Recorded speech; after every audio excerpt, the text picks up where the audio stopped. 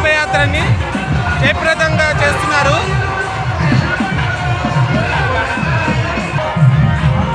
మన కడపలో చిన్న చౌక్ నుంచి ఆంజనేయ స్వామి నుంచి ర్యాలీ మొదలైంది. ఇప్పుడు అప్సరాల దగ్గర సర్కిల్ దగ్గరికి వచ్చింది. పోలీస్ వారి సహకారంతో ర్యాలీని జయప్రదం చేస్తున్నారు. పోలీస్ వారి శాఖ, ఫైర్ డిపార్ట్మెంటు, ఫారెస్ట్ డిపార్ట్మెంటు అన్ని డిపార్ట్మెంట్లు కలిసి శ్రీరాముని శోభయాత్ర జయప్రదంగా చేస్తున్నారు. జై శ్రీరామ్, శ్రీరామ్. మన కడప జిల్లాలో 3వ సంవత్సరం మహాశోభయాత్ర జరుగుతుంది. కడప అయోధ్య సమైక్య కమిటీ వాళ్ళు ఎంతో ప్రాణప్రతిష్ఠంగా నిన్న సీతారాముల కళ్యాణం జరిగింది.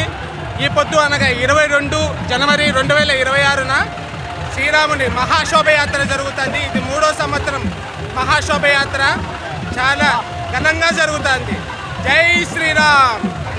మన కడపలో శ్రీరాముని 3వ సంవత్సరం మహాశోభయాత్ర జరుగుతుంది. జై శ్రీరామ్.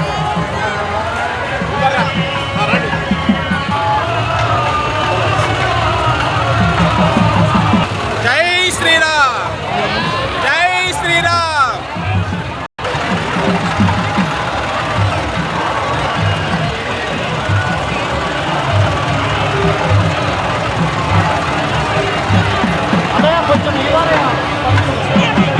కడపలో 3వ సంవత్సరం మహాశోభయాత్ర జరుగుతుంది. శ్రీరామచంద్రుడి ఇప్పుడు అప్సరాల సర్కిల్ దాటి కొంచెం ముందుకు వచ్చాము.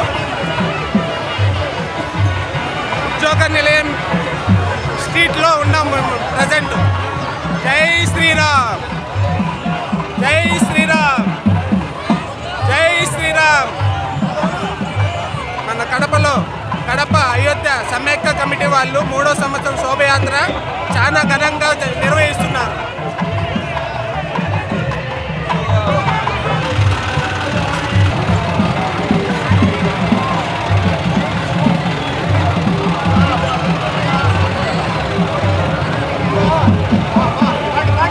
జై శ్రీరామ్, జై శ్రీరామ్, జై శ్రీరామ్,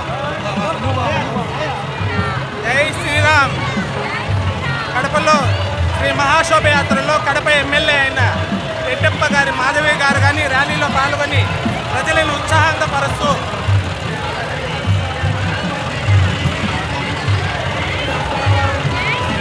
జై శ్రీరామ్. మన కడప ఎమ్మెల్యే గారు రెడ్డప్ప గారి మాధవి గారు శ్రీరామ ర్యాలీలో శ్రీరాముని పాత్రకు తమ వంతు కృషిగా మేడం గారు కానీ ర్యాలీలో ప్రజలను ఉత్సాహపరుస్తూ శ్రీరామ ఆశీస్సులు తీసుకొని